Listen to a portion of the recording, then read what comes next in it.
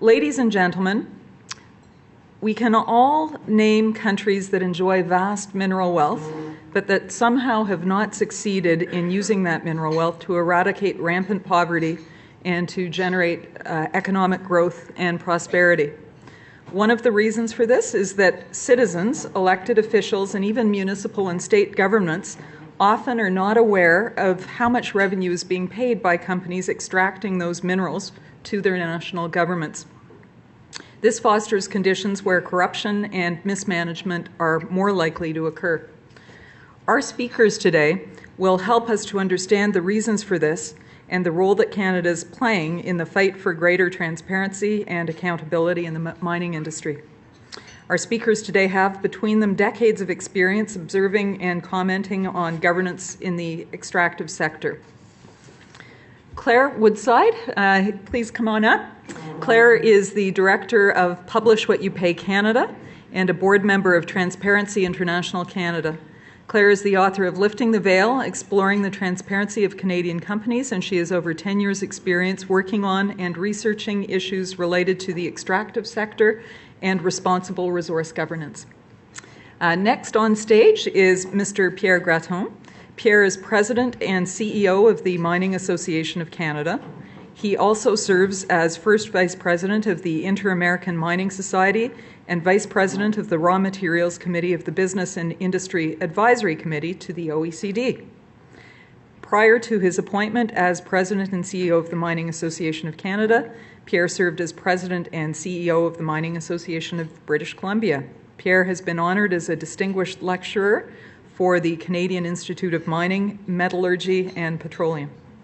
Finally, Akaash Maharaj is the professional leader, welcome Akaash, of the Global Organization of Parliamentarians Against Corruption, otherwise known as GOPAC. GOPAC is an international alliance of democratically elected parliamentarians working together to combat corruption, strengthen good government, and uphold the rule of law. Akaash has had articles published by newspapers in every populated continent. That's an extraordinary claim. Well done. And appears regularly on TVO's The Agenda. He has been named one of Canada's 50 most well-known and respected personalities by Maclean's magazine. Another incredible qualification. So, ladies and gentlemen, welcome our panel.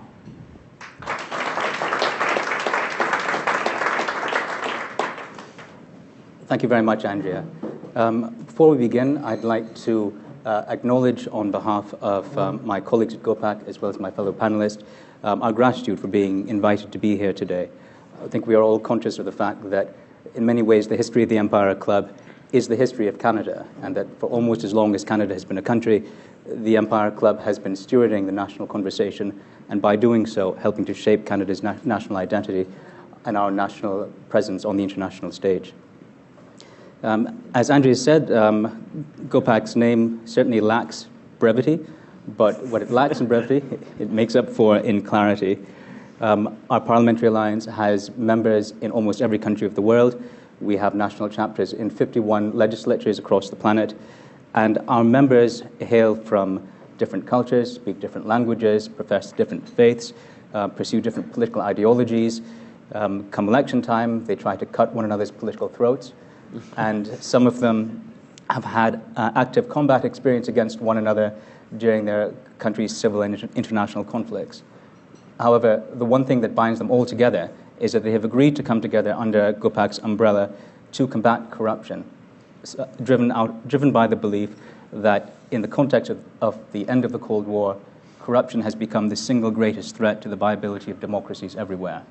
That while democracy has won the argument, it still remains to deliver the goods for too many people across the world.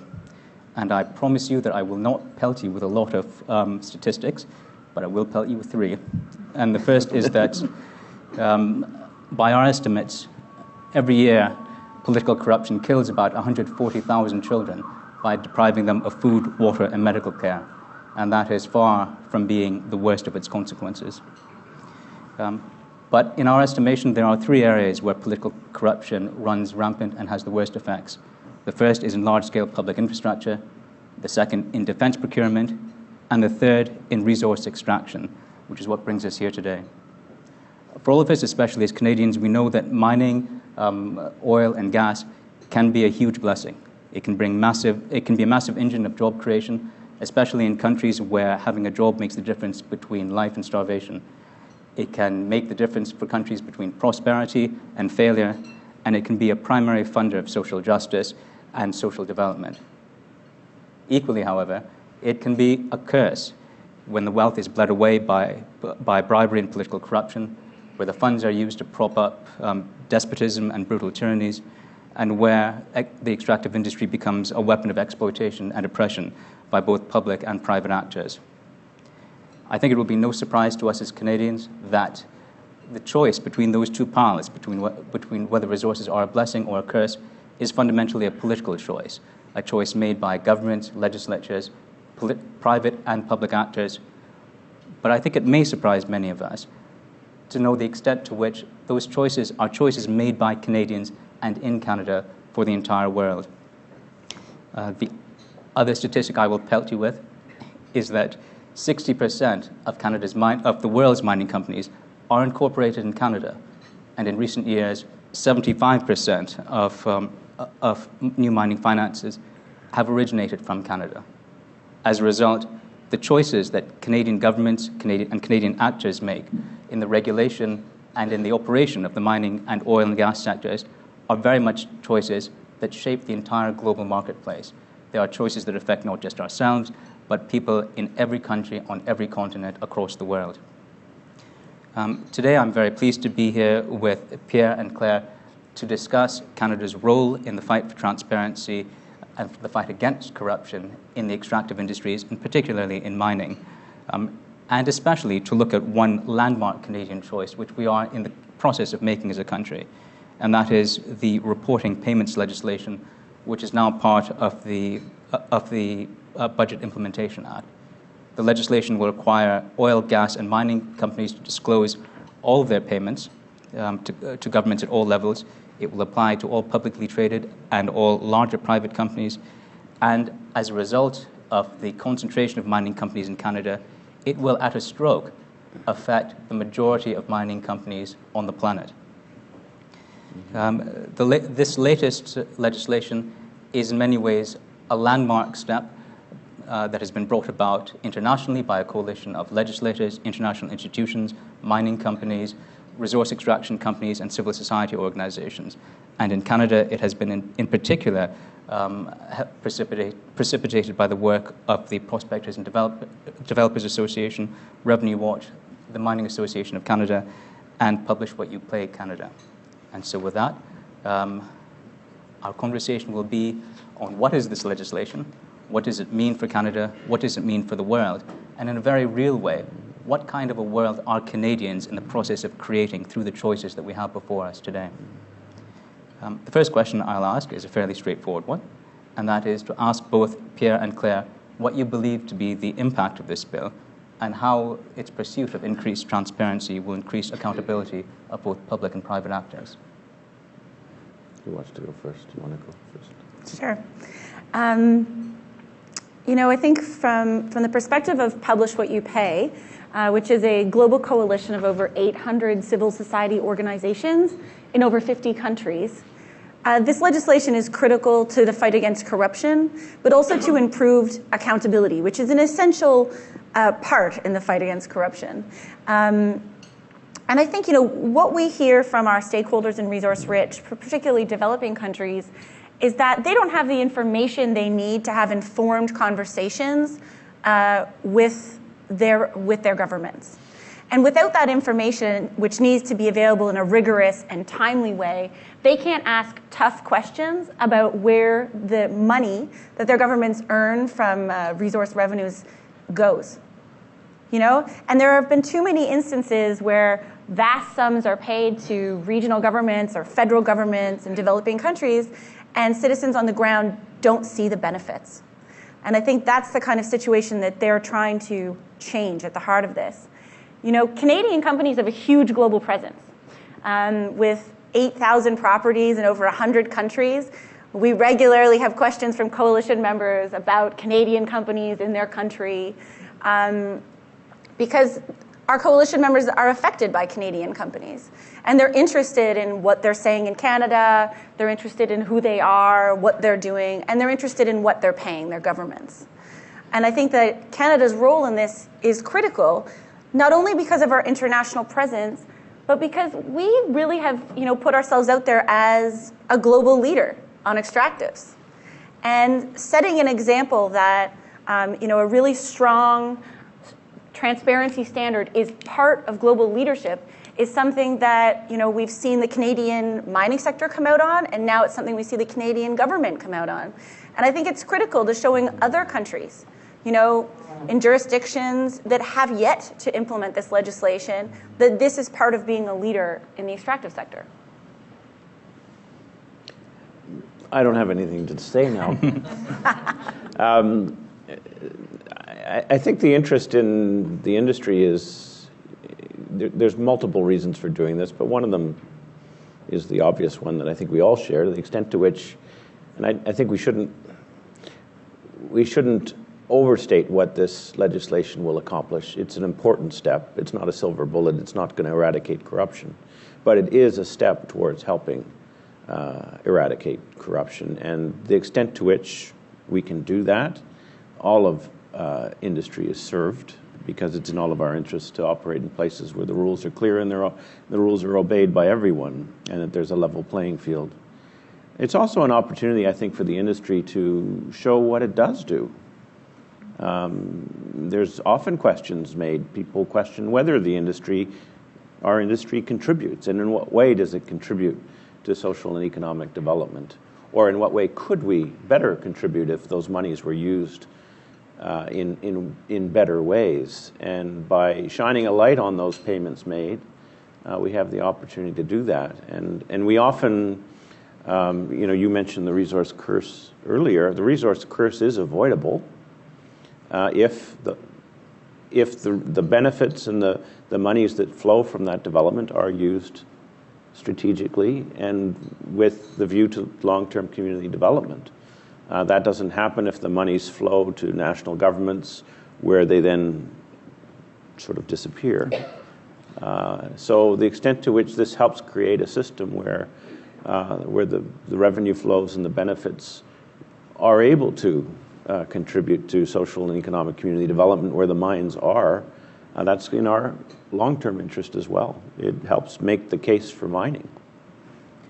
Perhaps one of the unusual aspects for Canada, not unique though, is the relationship between resource extraction and relations with First Nations governments. I noted that in the legislation that's before Parliament now, although it requires reporting of payments to all other levels of government, it does not include reporting of payments to Aboriginal Council governments. Is that something you would like to see in the long term? I guess in the long term. We deliberately as a group left that piece out of our work, and there were no recommendations in our report on that particular aspect, mostly because we felt very strongly that to do that we would need to take the appropriate amount of time to consult with Aboriginal Canadians and their different organizations. And given the time frame, we figured, we'll deal with this first part, and then we could look at that other piece afterwards. So we've been similarly concerned that the federal government immediately included that in their proposal, because we weren't convinced they were undertaking the right amount of consultation. And certainly we've heard from many ourselves. We've been approached by many Aboriginal groups expressing concern about what is this, where is this coming from, what's it going to require us, what's going to be included, these impact benefit agreements, their commercial arrangements, why is this, why should this be made public? All of those very legitimate questions. And also, like, what happens if this is disclosed? Will governments then use that information to claw back in other areas? I mean, very legitimate questions that they have. So we actually encourage the government to do what it's done, which is to take more time to consult. And so there is sort of a 2-year phase-in. I have a feeling we'll still be talking about this, though, in 2 years, and whether it's the right thing to do at this time. Yeah. I mean, Publish What You Pay Canada, we don't have member organizations that we draw from the First Nations communities. So we didn't feel like we represented that voice. And I think when we established the Resource Revenue Transparency Working Group, which looked more specifically at this issue, with the Mining Association of Canada and the Prospectors and Developers Association of Canada, we realized that to look at that, we needed to have stakeholders at the table from Canada's First Nation and Inuit communities, and we didn't have those. So I think that really made our decision. That said, I'm part of a transparency organization. I don't think I could sit here and say that transparency is going to, convey negative, there's going to be sort of a really negative impact from more disclosure. We do see huge benefits in other countries for example, municipal level disclosure. And even in Canada, we know we're not immune to municipal level corruption. It will be interesting to see what this legislation sheds light on at different levels of government, particularly, for example, the municipal level, where there is almost no data in Canada on what resource extraction companies pay at that level of government. So we did make the deliberate decision not to look at that issue. The government has included it in the bill with a 2-year delay, and we supported the delay for further consultation because we know that is critically important, and we share concerns, about how it's implemented. And I would just add, I think, by and large, my board feels much the same way. In the end, this is a good place to get to. It's how we get there that also matters. The process is often as important or sometimes more important than the end. And I think there's certainly a lot of conversations been going on for a long time in our sector around impact benefit agreements, or there's different names for them, but how, because they're secret, how do you know when you're a new project what you're negotiating with? And it would be nice if there was a more level playing field, if you knew, what kinds of things you should be negotiating, and more disclosure and transparency around those agreements might be helpful to all of us. So I think in the end, it's, to your point, more transparency is a good thing. It's more a question of how we get there. And I would imagine that part of the complexity that you've spoken about is precisely because this is regulation. It's not a voluntary code. It will be the law of the land in Canada, and enforcement will be compulsory. It's not all businesses are in love with government regulation and legislation. That being the case, why did the Mining Association decide to pursue the path or decide to support the path of compulsory legislation and regulation rather than voluntary codes? Well, this can only work if it applies to everyone. Otherwise, the whole system caves in. It doesn't work. It can't just be voluntary. I think it's kind of there's a bit of a stereotype that industry will always oppose regulation. I don't think that's true. Industry will support regulation when it's going to achieve an appropriate objective. Similarly, just a few years ago, we were asking Environment Canada to take steps to include the diamond sector under the metal mining effluent regulations because they weren't included. So, there are times when, and again, what are the reasons there? So that there's a level playing field, so everybody at least knows what the entry rules of the game are. So regulation has its purpose, has its role, and people, when industry gets concerned, of course, or anybody else for that matter, it's because it's administratively heavy, it's too burdensome. And sort of the administrative weight of something actually gets in the way of the objectives it's trying to achieve. But regulation in and of itself, I don't think is a bad thing and has its place. Okay. Do you want to agree with me there or no? These are more your reasons than ours. Yeah, I've listened to it a lot. I've listened to the reasons. In your experience of listening to the reasons, do you feel that the industry has been enthusiastic about this process, or have they been reluctant participants? No, I think in this process, if we go back to the beginning of when we first started the engagement with the mining sector, there's already a lot of voluntary disclosure. So voluntary disclosure was not really on the table as something that we would work together on, because there's the Global Reporting Initiative, there's the Extractive Industries Transparency Initiative. Companies just voluntarily will disclose a certain level of taxes paid, or I think, when we first started the discussions, we were really interested in, was there room to talk about a mandatory regime? And what we heard, at least, was that, there was already a lot of progressive Canadian companies voluntarily disclosing, so a mandatory regime might do what Pierre said, is level the playing field, create a standard and align with other jurisdictions. So at the heart of our initial memorandum of understanding, which we all signed in 2012, was an agreement that we would focus on a mandatory standard. How that was implemented was part of the process. So we didn't necessarily come out saying it would be federal legislation. No, that's true. No, but the And mandatory, the mandatory nature of what we were going to ask for together was there in the initial agreement. There have been some industry holdouts. The Canadian Petroleum Producers Association declined to join the coalition that drew up the recommendations that led to this legislation. Why do you think that was the case? You're going to handle that one. Well, I don't know. I'm not a voyeur. Actually, I think our assumption is is that there are kind of maybe two reasons. One is they were fighting regulations, mandatory legislation elsewhere. So they were involved in a fight in the United States with the Securities and Exchange Commission. I think that led to a kind of a withdrawal of interest on the issue. So I think that's definitely one issue that played a role. But the second is, I don't know, part of me wonders if the oil and gas sector, if like as an association, if they engage with civil society in the same way. We find them very hard to approach and dialogue with. So I don't know if they have the same level of engagement. And I think there could actually be sectoral differences that influence the willingness to engage at a deeper level with a civil society organization. And that's something that we've seen throughout this process. So that's the other thing that I've kind of observed.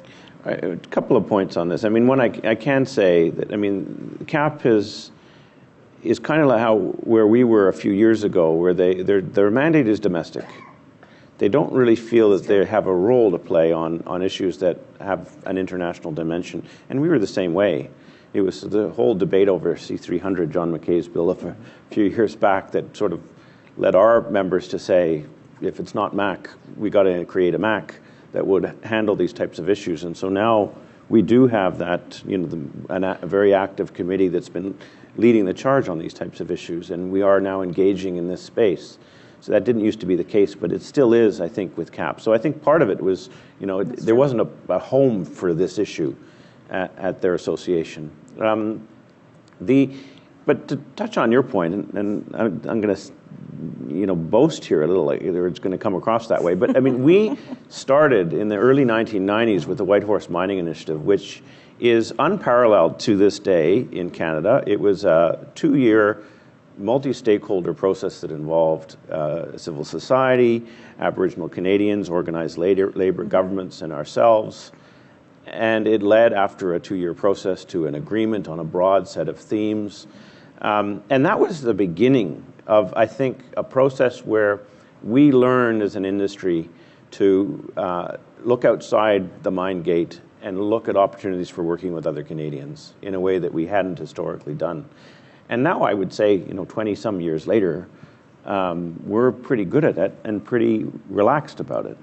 And we now are at a point where, at our board table, if there are issues that we're dealing with, the questions won't be just, what do other industries think and can we work with them? It will be, what do other groups think? Have we talked to any of the NGOs about this? Is there an opportunity for finding common ground? It's kind of now how we're wired to think, and we see ways of moving our own agenda forward by trying to build alliances with what used to be called sort of non-conventional partners, whereas now it's becoming a little more conventional. So based on that experience for both of your organizations of bringing together NGOs and corporations who have not always worked together well, often they have historically, I think you're right, they've often talked at one another rather than with one another. From this cooperation, what do you think worked well? What do you think worked poorly? And how would you advise other industries, especially other extractive industries, that are looking at joining hands across civil society and industry? Well, I think what made this a little bit easier than some is that there was an agreement very early on the objective. And then the discussions were on, how do we, on the details. And the arguments, to the extent there were arguments, were on the details. How do we, how are we going to define which payments are covered and all the rest of the stuff that went into the recommendations. That just had to be worked through, but there was already an agreement on where we wanted to get to. And that, I think, makes collaboration much easier from the start. Where the end point is unclear, then it can be a process that can really spin in circles and people get frustrated and lose interest. So I think that was certainly one of the advantages we had in this particular case. I think the initial document, which was a signed, fairly official document, did really help to identify the scope of the collaboration very, very clearly. And it provided initial language for what was to be included in the scope. And also in that, a sense of what was not to be included in the scope to some degree, right? It was a collaboration with kind of a narrow field, you could say.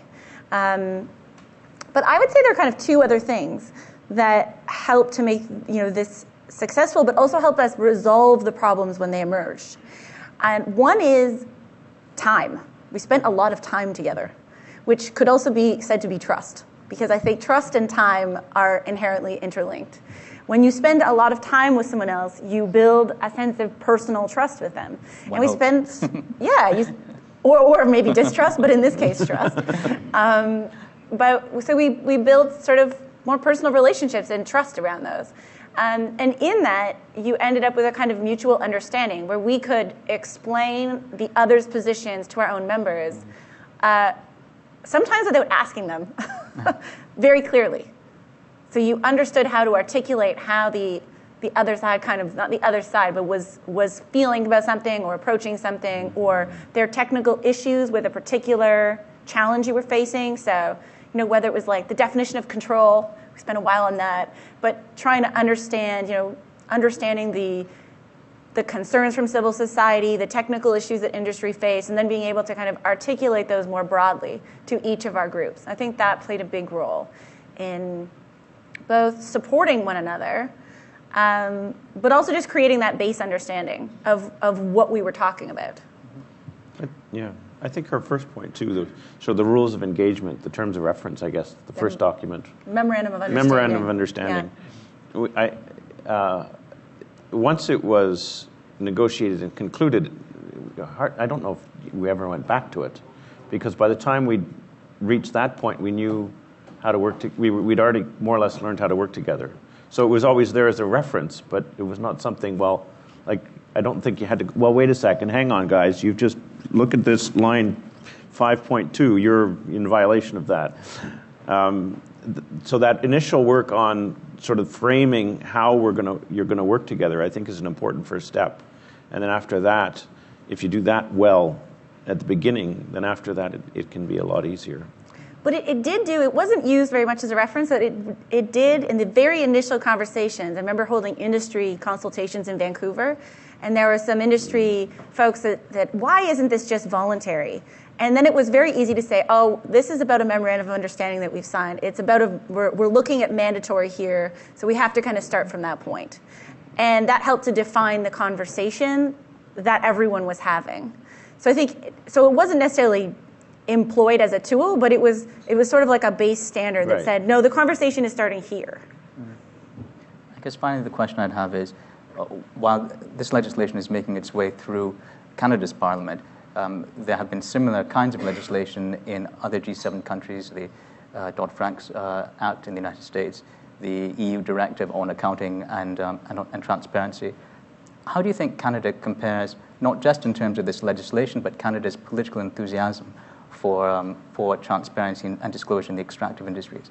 Are we leading? Are we with the pack? Are we behind? It was interesting, part of the history of our work, when in the lead up to the G8 meeting where the Prime Minister made his announcement that Canada would be developing some mechanism for mandatory reporting. At that point, we didn't know if it was going to be federal legislation or not.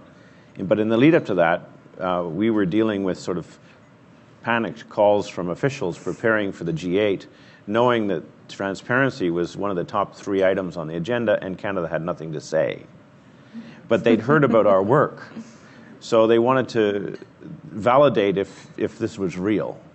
And they had trouble believing, certainly on our side, that it was real, that we were in fact serious and about moving forward with such a mandatory scheme. And so they held a bunch of their own consultations across the country with the mining and oil and gas sectors, going sort of beyond, our own memberships, PDACs and MACs, to confirm is what we were saying is true. And what was interesting in that, I forget which city it was, but NRCan heard loud and clear from people that neither the PDAC nor ourselves knew, but who were in the mining world. Canada is late. We should be leading this because of our size, as you touched on earlier, and you're nowhere to be seen. This is not about leading, this is about catching up, and you're overdue. And so NRCan was sort of taken aback by that. But that, of course, provided, the impetus for the Prime Minister to ultimately make the commitment. Now, I think fast forward today in the States, there's been a few stumbles, setbacks. I think we are now back in a leadership position. I think certainly our industry, the Canadian industry, has distinguished itself on the global stage for the work that we've done. I don't think I'll ever see again a page on Oxfam US praising the Canadian mining industry. It was a wonderful moment. I hope you framed it. So I do think we have gone from behind to up front, and I think it's a good place to be. Yeah, I think Canada is going to be out there with the leaders, on this issue, particularly if you consider our implementation timeline.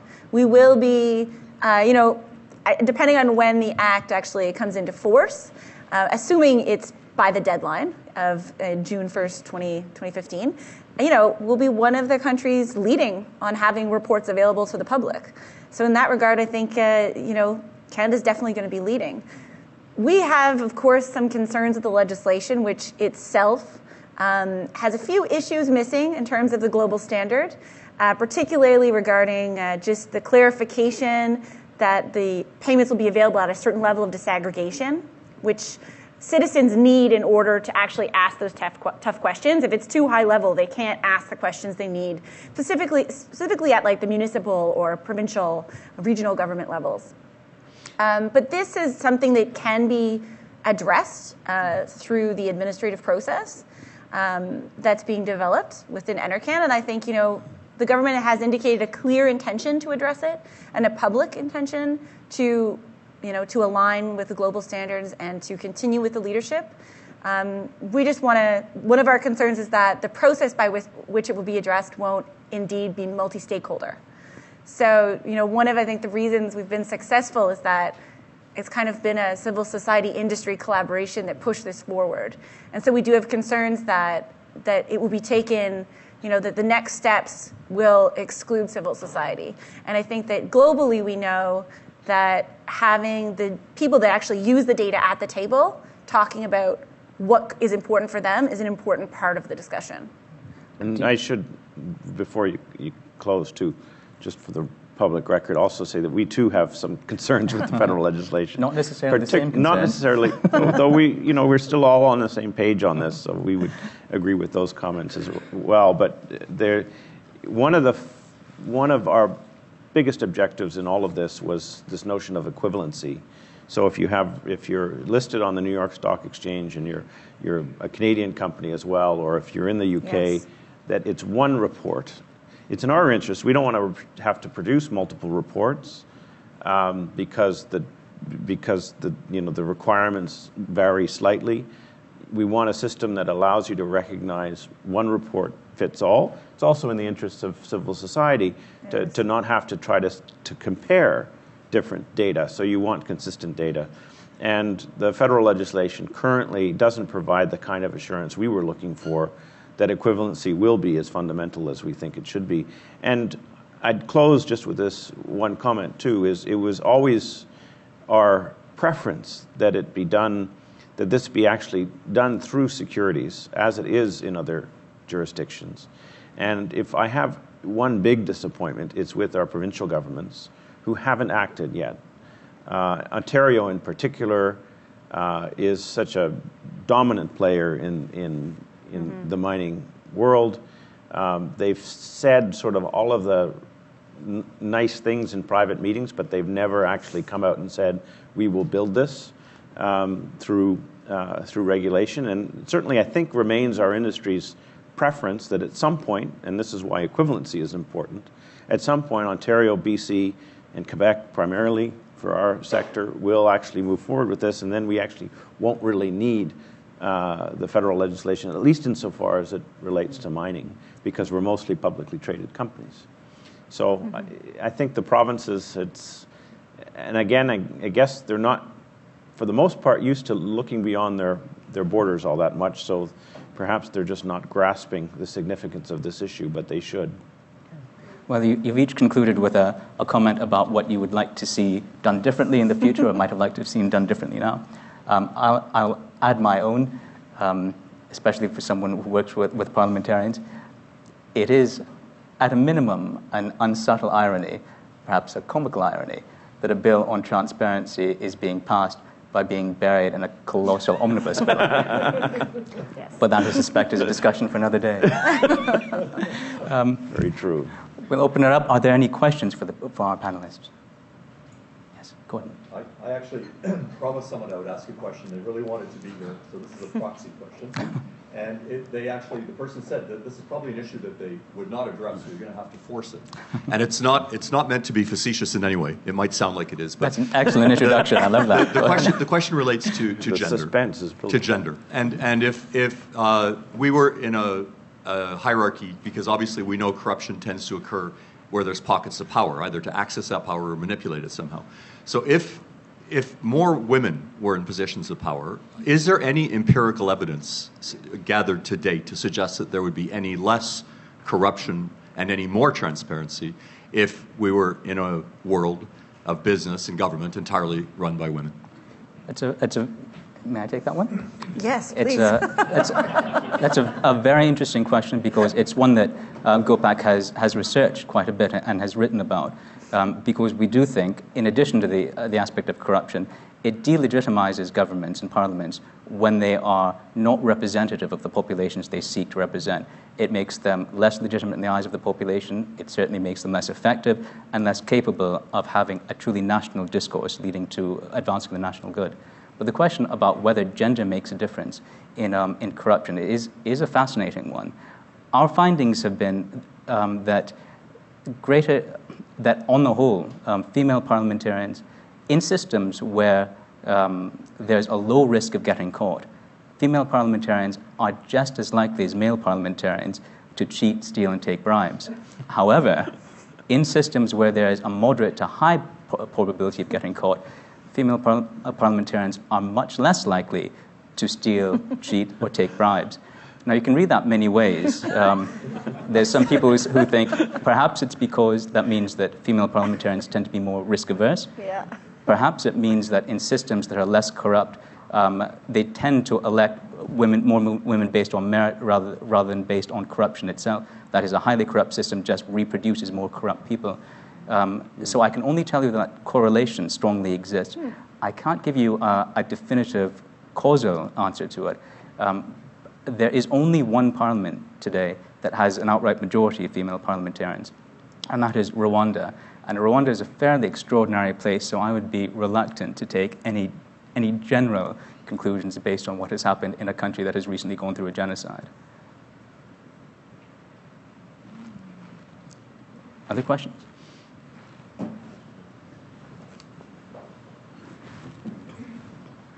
Yeah, I'm Professor Trevor Preston. I'm a professor of international development at Centennial College, and I just have one question that maybe each of the speakers or maybe one speaker could address. Could you tell me more about the philosophy of disclosure and transparency? Is it simply an effort to put information out there and people will take ownership of that information, publicize information? Or is it serve as a bit of a deterrence that getting that information out there either will stop the payments or people will stop asking for it? So maybe in terms of summing up, could you tell me about the philosophy of transparency or disclosure? Okay, thank you. Want to take that? I think, at the heart of this is the belief that the data will be actively used. And we have seen this information be used. I was at a series of workshops with civil society organizations in Trinidad and Tobago who were using their first EITI report, which is the Extractive Industries Transparency Initiative. And they had their first report, and like a lot of EITI processes, it was 4-year-old data. So the government that was there had changed, but they were trying to understand it, and it was at slightly too high a level, so it didn't have all the kind of information they maybe needed. But they were actively engaging with the report and trying to see, how can they use that information to understand why certain communities, weren't experiencing the benefits that they needed or wanted to see from the resource wealth. And I think that we expect this active engagement, but partly because our members are on the ground asking for it. So in that way, I think, as a coalition, we're kind of lucky because we have all these civil society organizations globally that are saying, we need this in this form so that we can ask the questions. Now, data doesn't automatically become transparency or even accountability, right? People have to actually access the data. And then it has to be translated often into something digestible. Because in poor countries, even in Canada, a lot of people aren't data literate. Can somebody access an XBRL file and figure out what all that means in terms of real time? But there are a lot of groups out there, and there are a lot of researchers and a lot of academics who I think will engage with this information. Make it, more accessible, maybe turn it into images. We've done these kind of things in our coalitions in certain countries. Broadcast it on the radio. They've done that in some of the countries where we have coalitions. There's lots of different ways to convey information. Put it on a billboard. But there will have to be people using the information for it to have an impact. However, we know that there will be. Your example of Trinidad is an interesting one. I spoke with some of my colleagues in Trinidad, in the Trinidad Senate, who said that before they used to get robbed blind. Now they're getting robbed, thanks to transparency, they're getting robbed in broad daylight. And, and they're not sure if that's an improvement or not. I don't know either. But certainly, if you have the information, you may not be able to enforce accountability. But if you don't have the information, you have no chance of enforcing accountability. That's true. Yes.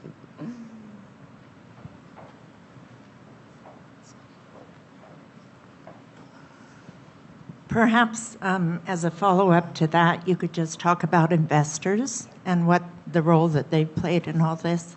And also just a word about the workshops that you carried out and how many people were involved and the purpose of those workshops. So it's not just MAC or PDAC or Publish What You Pay Canada, but a lot more Canadians were involved in this whole process. So this is an issue that's had quite a lot of investor support. Canadian investors have come together to write letters in favor of mandatory transparency, and as have international investors have supported the introduction of mandatory reporting standards in Canada, and have investors with $5.8 trillion in assets wrote to Natural Resources Canada and called for them to introduce a strong mandatory reporting rule. But I think this information does have utility for investors, and this is where our recommendations did did use the securities venue, partly because of the investor interest in the data. Now, that doesn't mean that through federal regulations or federal legislation that investors won't access and use that data. I'm sure they will in the same way they would through securities regulation. But part of the push for securities has come because of the investor interest in the data. I don't know if you want to talk further about the workshops, but... Well, it was mostly done by Ben. I should have a shout out for my colleague Ben Chalmers, who is presently on another continent talking about another transparency initiative of ours called Towards Sustainable Mining. But he did all of the heavy lifting and hosted all of these workshops with you. But I think we reached certainly beyond the membership. We held some key ones in different major cities in Canada and tried to bring in civil society and industry. Tried to build as much awareness of what we were trying to do as we could. Yeah, we had quite a number of workshops on different topics. Often they were kind of looking at substantive issues that we were coming up against. So getting a broader perspective on some of the trickier, issues we were facing. And sometimes it was always partly more awareness raising. But there was a lot of different companies attended, and then we also held civil society focused workshops where we reached out to the civil society community. And I think that's all the time that we have. One more. Oh, one more. No, you squeezed in. Hi, Alana with Barrick Gold Corporation. I want to thank you guys for your comments. It's just a quick one. It's mostly for Claire. One of the things I'm most proud of the work that the industry did on this is that we were constructive and proactive and that we sort of got out and worked on problem solving ahead of time. So once we publish what we pay, what's next for you guys? What's next for all of us? That's an excellent final question. Yeah. Well, we've got lots of ideas. I don't think my coalition has come together to finalize what idea it will be. But there's a lot of, interesting work going on globally. We have a lot of members that are really interested in more contract transparency. And there's a lot of important issues now put into contracts. And we have a lot of coalition members interested in that. We just finished a big security search where we pulled up basically 400 oil and gas contracts that were publicly available previously but kind of unknown. And about 35 of those from CEDAR. So that's an issue that I think is definitely really big within our coalition. Our members are interested in that and in contract monitoring. And then there are lots of other kind of transparency issues around, there's been a lot of talk at the international level around issues related to tax and illegal tax evasion and things like the public disclosure of beneficial ownership. So, who really owns a company? There's been, a lot of these issues emerging, and I think as a coalition, we're going to have to look at what's going to be our priority issue in the coming years. So I suppose, assuming the bill is passed in the upcoming session or the upcoming deliberations, the two of you will have to start working on a new memorandum of understanding. Thank you very much. Although I don't think our work is done yet. No, we're not done yet. I didn't mean to cut off questions. I think you had a question as well. Would you like to ask? What's that? Yeah. They just do. My name is Helle Jorgensen. I am the head of the Global Compact Network Canada. And I was wondering, and thank you very much for all your great insight here. In terms of the assurance of this, and in terms of the hotline where if there is something out in the country where you say, there's something that perhaps not been published, what has been paid, any thoughts on that, the whole assurance process of this? We hadn't really thought about a hotline. It would probably have to be something via text because often calling is too expensive in developing countries. But there's all kinds of very cool online things you can do with texting now. We've definitely been brainstorming how to get information out there. For example, using text services and different kind of web platforms that allow you to access rural communities that are only really available kind of through text. So I don't know if there'll be a hotline per se, but I think there will be we're going to see some neat, innovative tools using more sort of locally available community resources like text services where that's available to communicate information and even do back and forth where you can ask questions. Okay. No further questions? Oh, one more, okay. Last one this time. Sure, thank you. So Haley, she did a great job teeing it up for me. I'm from PwC Canada, so on the topic of assurance. I think that notion here, which is really important, what you talked about, is that this information needs to be relevant. It needs to be accurate, but of course it has to be reliable. So, how is it that, and of course through PwC we're in the business of providing trust. So, how is it that Transparency International and Publish What You Pay and MAC, what is it that you're doing to ensure that the information that is provided is information people can trust? And from a legislative perspective, what's happening there? I mean, the legislation has a strong safeguard. So there's an attestation clause in the legislation whereby, directors or officers of the company have to essentially attest to the information. And there's also director liability in the legislation. So those two things together create a fairly strong bar for assurance. This is actually an area where we also have a bit of an issue because the way it's drafted, it reads as though one's due diligence would have to account for every last cent. So the work of PwC, you don't assure to that level. So there's actually a bit of an issue here that needs to be worked through, and had this been through securities legislation, this notion of materiality is already built in. It would be fine. This is federal legislation using the criminal law power, and they haven't embedded in this notion of materiality. So it's actually a bit of a problem that we're hoping can maybe be resolved through the guidance that's going to be developed on a go-forward basis. So Claire's point is right. I mean, there's strong levels of assurance here, but practically speaking, there's still some questions in order to, because you're not going to account for every last cent. Nobody in your firm or in your world would provide that level of assurance. What's important is that we're able to demonstrate that there is the kinds of assurance that would be expected for something of this nature. From a legislative perspective, I'd say that it raises people often, in my experience, confuse parliamentary sovereignty and parliamentary supremacy with parliamentary omnipotence. One of the countries that has very, very strong anti-corruption laws is Ukraine. It also has a catastrophic level of political corruption across its entire political class because that legislation is simply not enforced, and the enforcement agencies have neither the power nor the resources to attend to them.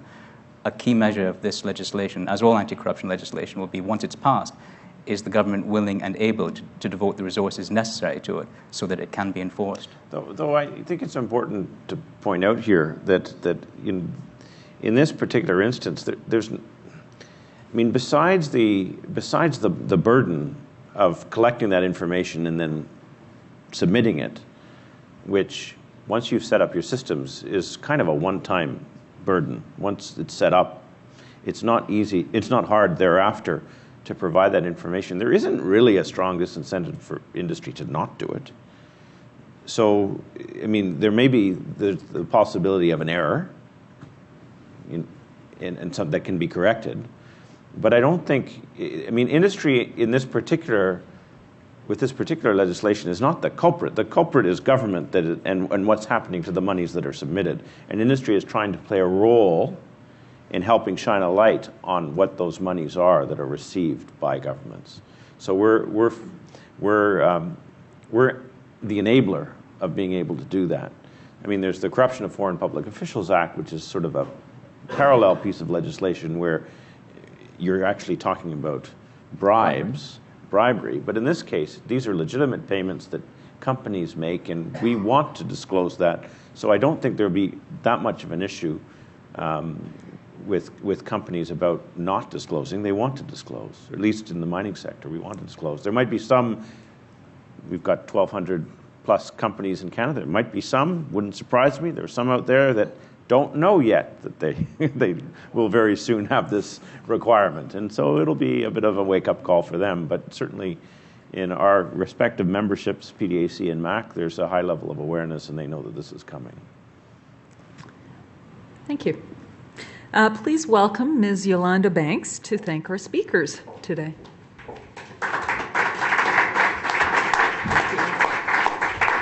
Good afternoon, everyone. My name is Yolanda Banks. I'm Senior Advisor, Corporate Social Responsibility at Export Development Canada. So I've been given the very honorable role of thanking everyone today, but particularly as the sponsor of the event, je dois donner une note de remerciement d'être invité, d'être commanditeur. So I have to also compliment the Empire Club for bringing this topic as part of its roster of lunches. This isn't something that they typically offer or talk about, but it is a conversation that's been preoccupying business for several years now. And I also have to compliment the Empire Club as well as the Global Organization of Parliamentarians Against Corruption for the format. I think typical Empire Club luncheons are you have a speaker, a little Q&A, and it's done. But to have a panel that actually has a dialogue, a free-flowing dialogue about a topic is a very refreshing way to treat this. As well, we see together two groups, representatives from two groups that one could almost consider adversaries, the civil society and the mining industry or private sector. So again, very innovative and cutting edge to put this together in this way. This is a topic, corruption and transparency in business is a topic that very much concerns Export Development Canada because it can impede free and fair trade. When you have one entity or business that's willing to engage in corruption or bribery to gain an advantage they wouldn't otherwise have, does not lead to free trade or fair trade. It does not lead to the best product for the best price. And what it does is channels benefits into the pockets of the few rather than to the many. I think what we heard from the speakers today is that transparency through perhaps legislation is part of the solution to this. It will achieve, we hope, a more level playing field. And we know that based on what we heard, legislation is coming, so those who will be affected will begin preparing. And Canada has very much responded to voices that they've heard, the Government of Canada, that they've heard from industry and from civil society in bringing this information, in this legislation forward. I think another final point that both speakers pointed to is that the success of this initiative has been through building trust between two groups that are typically considered adversaries, civil society and the private sector, but with the cooperation of government as well. So once again, congratulations to the organizers, to the speakers, and thank you to those of you who came out this afternoon. I know everyone has a very busy day, but it's an important topic, and we thank you for your time.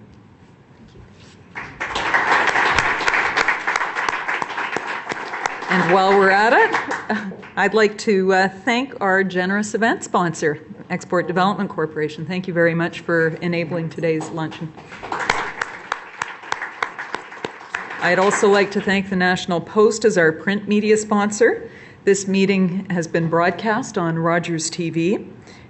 You in the audience can follow us on Twitter at empire_club and visit us online at www.empireclub.org. Thank you all for coming. We hope to see you again soon at some of the exciting events that are coming up and described on the brochures at your table. Please have a look before you go. This meeting is now adjourned. Thank you for joining us.